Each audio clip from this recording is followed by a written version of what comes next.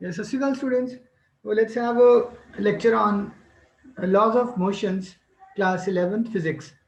Well, let's talk about the motion of a person in elevator. Uh, well, when the elevator is at rest, obviously velocity is zero. There's no acceleration.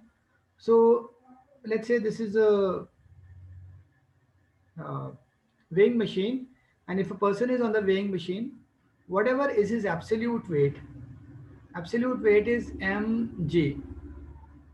That is his apparent weight. Apparent weight means the loss in weight or the gain in weight when either the elevator goes up or it goes down. Second case, when the elevator is moving up or down with a uniform velocity. In case of uniform velocity also acceleration is zero. So in that case also his apparent weight would be equal to his absolute weight. Absolute weight is measured when velocity of this elevator is 0. So that is equal to mg. Now comes a case when this is the elevator. The elevator moves down. It moves down with the acceleration a. When it moves down with acceleration a, so you just see that the acceleration due to gravity is also acting downwards, g. Acceleration due to gravity is g. The acceleration of the elevator is a. So what is the net acceleration acting downwards? So net acceleration acting downwards is g minus a. Similarly, when the elevator is going up, so the net acceleration which is acting on the person who's standing on the platform of the lift, g will always act downwards, and now a is upwards. Now acceleration is a vector. When a is upward, we cannot say this is a, we have to say it is minus a, right? Because it's in opposite direction. Very simple. If this is a vector, if it is 5 Newton force, so if we take the vector in the opposite direction, it becomes minus 5 Newton. Similarly, this is minus a. So what is the next net acceleration? Net acceleration becomes g plus a. So when the lift goes down, the net acceleration becomes g minus a, because both are in the same uh, both are in the same direction. It's like a car which is moving at a speed of 10 meter per second, and another car which is moving at a speed of 12 meter per second. Their net speed is 2 meter per second. The speeds get subtracted, right? Relative speed.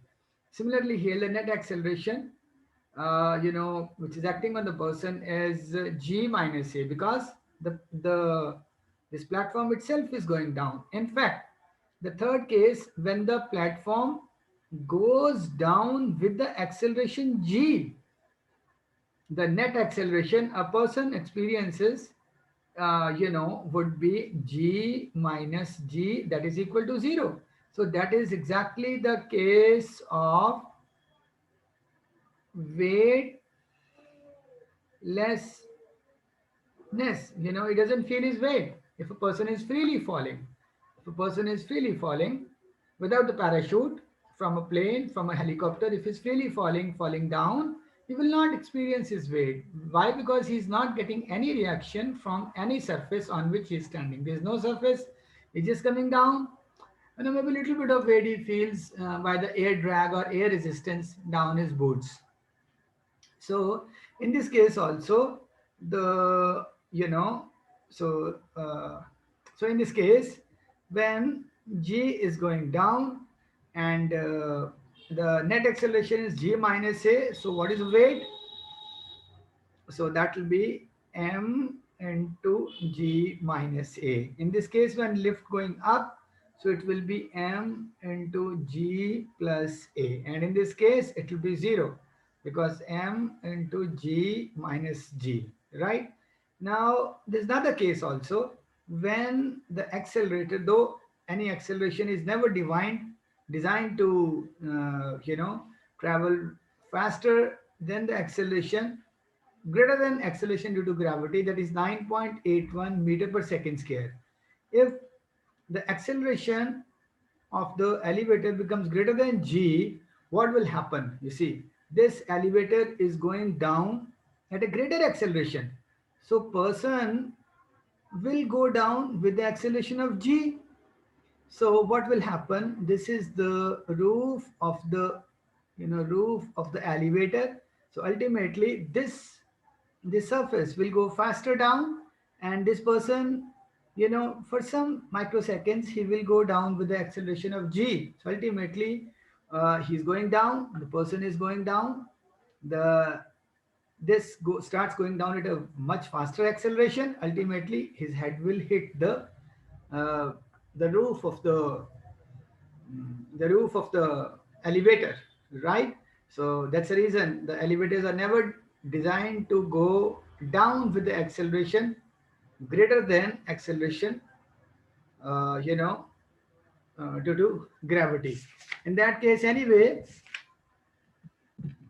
so students, now the question is how we will write the equation. So here in this case the apparent weight of the person would be negative. In all other cases, it was either 0 or positive. Here it will be negative. Wow. How? We will apply same equation. M into, yeah, what is the, see back. 1 second. Let's go back. See this equation. This is this case, na? G minus, so this case is, yeah, it's going down with the acceleration A, elevator. So we had a equation g minus a.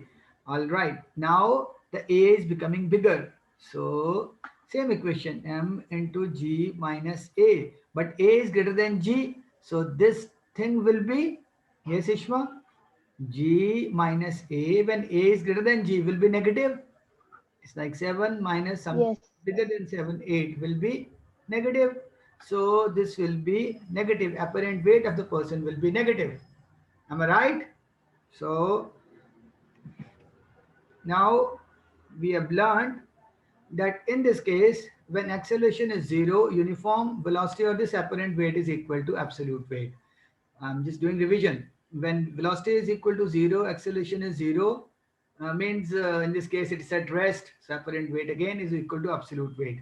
When it's going down, when the elevator is going down, net acceleration is smaller than g, so apparent weight will be less when it is going down. That's the reason, students, when in the elevator, when it goes down, you feel little weightlessness, not complete weightlessness. Complete weightlessness you will feel when, Sishma, when the acceleration of the lift becomes equal to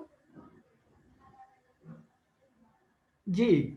Both, like normal acceleration due to gravity and the acceleration due to acceleration of the lift becomes same. So that will be complete weightlessness. It's like a person who's falling down in the air, without any parachute. So and then last case we have discussed. In this case, apparent weight will be more, which actually you feel, when you go up, when the lift go ups, not you, the lift go ups, and you feel that, on your sides the weight has increased. So in fact, uh, the weighing machine will also give more weight. That is apparent weight, not absolute weight. Okay, so let's do some sums based upon this. Things will be more clear. Man standing in a lift holds a spring balance with a load of 5 kg suspended from it. A man standing in a lift. This is a man. He is standing in a lift. Okay. And a lift holds a spring balance with a load of 5 kg suspended from it. Okay. So there is a load of 5 kg suspended from it, from the spring balance. So where is the spring balance attached? So possibly here on the roof of this. Lift holds a spring balance. No, no, no. He's holding a spring balance, means the spring balance is like this, and this is the weight attached to it. Okay, it's not touching the ground. I'm drawing it wrong. It's not touching the ground. Or I'll draw it again.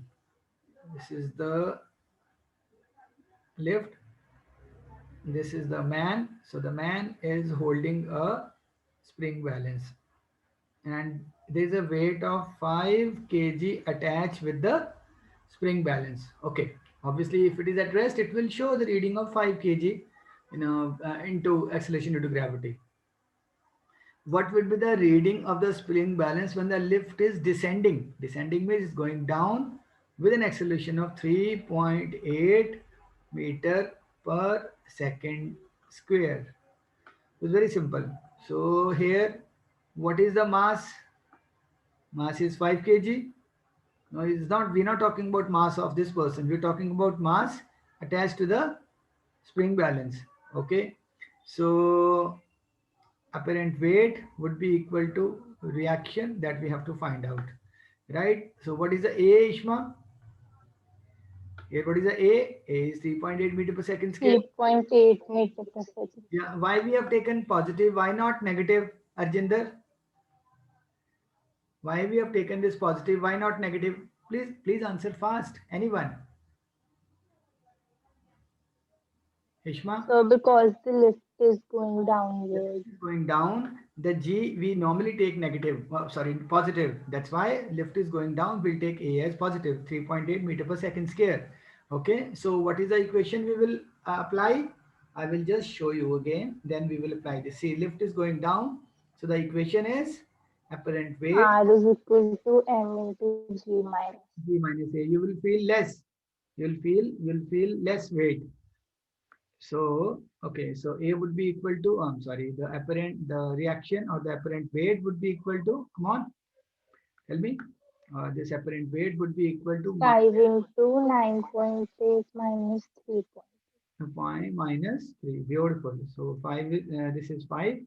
Well, that will be equal to 30 Newton, right? In 30 Newton. Now, if the spring balance is calibrated in kg, if it is in calibrated in kg, so then we have to convert this into kg. Obviously, we will divide by 9.81. So it will be, this is equal to 3.06 kg, right? It will be less reading. So next, okay. It says strings of a parachute can bear a maximum tension of 72 kilogram weight. You see that I told you students, this is which unit of force? Yes, Ishma? Gravitation. Correct. Gravitational unit of force. And gravitational unit of force, tell me, kilogram weight is equal to how many Newton? 9.8 Newton. Beautiful. 9.81 Newton. And just revising you, gram weight is equal to, yes, Jasmine, gram weight is equal to how many dyne? Unit of force in CGS? One line. No, you're wrong. Arjinder, gram weight is equal to how many dyne? You don't know? No revision. Ishma? 981. 9? 9.81. 181. 981. Yes, very right. Do revise, girls. Okay, lot of competition ahead. Gram weight is 981 dyne. Please write down. Kilogram weight is 9.81 Newton. Okay. So the strings of a parachute. So it's like this is a person, you know, this is a person, he is, this is a parachute, you know. So the strings, these strings, so obviously parachute will not be like this, I'm sorry. It will be straight. So that can bear a maximum tension means 7.72 kilogram weight, so it will be 72 into 9.81 Newton. This much force they can bear. Okay, by what minimum acceleration, by what minimum acceleration, by what minimum acceleration can a person of 90 kg, oh 90 kg means there will be lot of tension on the strings of this. देखो बच्चे, जितना उसका weight mass कम होगा बंदे का, उतनी tension कम होगी. क्यों? टेंशन किस पर डिपेंड करेगी? टेंशन उसके मास पर डिपेंड करेगी ना. मास को जी से मल्टीप्लाई करेंगे, उसका वेट आ जाएगा, उतना ही क्या बोलते, टेंशन फोर्स ज्यादा हो जाएगी इसके ऊपर. सो मैक्सिमम टेंशन वो इतनी बियर कर सकती है फोर्स. ठीक है. अब वो कह रहा है कि by what minimum acceleration can a person of 90 kilogram descend by means of this parachute. Okay, so अब देखो, अब बच्चों आपके दिमाग में शायद आ रहा होगा कि ये जो बंदा है तो ये तो फ्री फॉल है, ये फ्री फॉल नहीं है। फ्री फॉल में एक्सेलरेशन ड्यू टू ग्रेविटी आएगी एक्सेलरेशन, ये फ्री फॉल क्यों नहीं है? क्योंकि पैराशूट के ऊपर एयर का ऊपर को रिएक्शन लग रहा है, सो ऑब्वियसली उसकी बंदे की एक्सेलरेशन जो है वो जी से, बोलो बंदा जो नीचे आ रहा है इश्मा, उसकी एक्सेलरेशन कम हो जाएगी कि ज्यादा पैराशूट के कारण?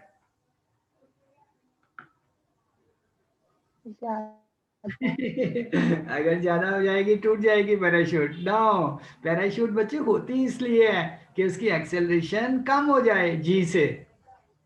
और पैराशूट जब आदमी वैसे नीचे फॉल करता है उसकी वेलोसिटी ज्यादा होती है, जब पैराशूट खोलता है तो वेलोसिटी उसकी कम हो जाती है। क्यों? क्योंकि पैराशूट के ऊपर की जो ये चीज है इसके ऊपर नीचे से फोर्सेस लगती हैं, जब भी फोर्स लगेगी तो एक्सेलरेशन कम हो जाएगी, तो ए को डिक्रीज, ए की वैल्यू यहाँ पर कम आएगी। अब कितनी आएगी इसको कैलकुलेट करते हैं, ठीक है।